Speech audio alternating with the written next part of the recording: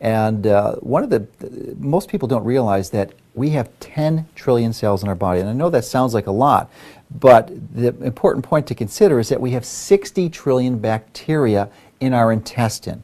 And really, one of the keys to staying healthy is to make sure that you optimize the ratio of the good bacteria to the bad bacteria and yeast in your intestine. Because if you don't, you are really increasing your risk for developing many chronic degenerative diseases.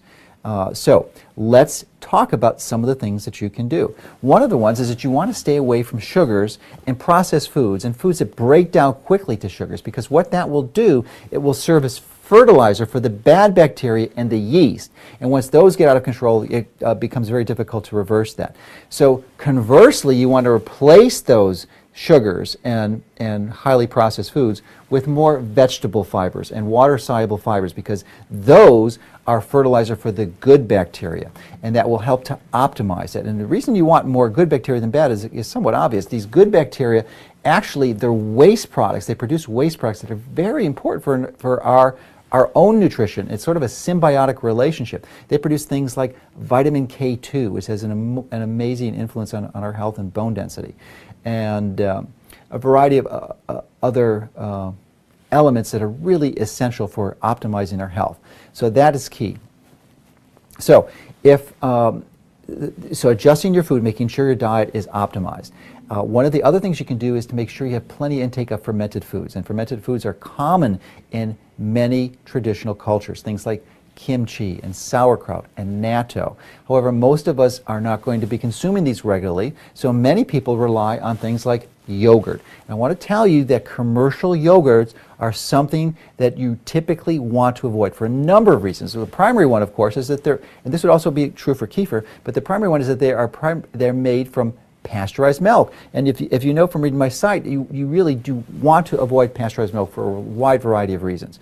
But additionally, they will put things like high fructose corn syrups and other sweeteners to make them more palatable. So yes, there may be some good bacteria in there, and many of them, they had good bacteria, but they're all dead. So there are no live cultures. So it is really providing questionable value at best if you're consuming a commercial yogurt or kefir. If you want to make them yourself, that's a whole different story.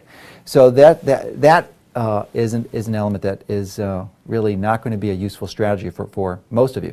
So what is the other practical option? Well, the simple one, and the one that I recommend for myself, my family members, and all the patients I've seen, and we continue to see in our clinic, is a high-quality probiotic.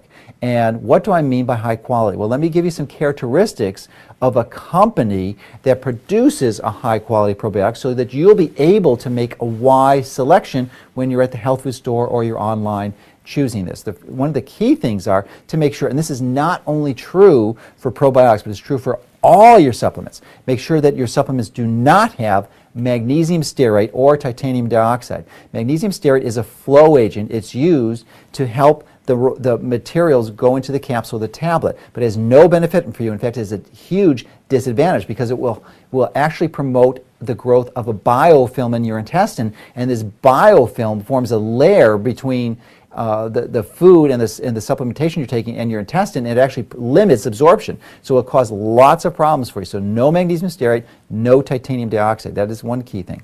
The second is that you want to make sure that you have a high potency probiotic. Certainly, most companies that produce products that are under 5 billion strains per dose are going to be relatively ineffective. So you want a high potency one. That is really going to be important.